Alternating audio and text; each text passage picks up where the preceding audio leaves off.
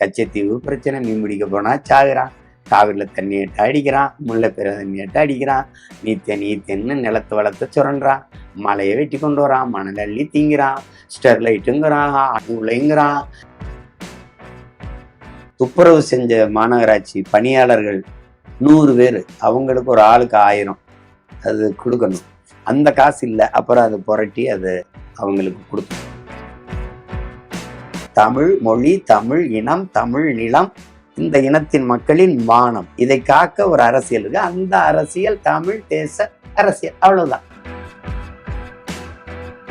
வண்டி ஏறி வரும்போது வரைக்கும் நான் என்ன கருணாநிதி தான் எங்களுக்கு தலைவன், இப்படிதான் நாங்கள் நல்லா வந்தேன், அப்படிதான் வந்தேன்.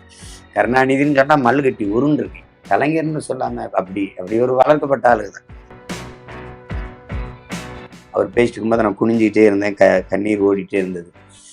பல நேரங்களில் அவரை பார்க்கும்போது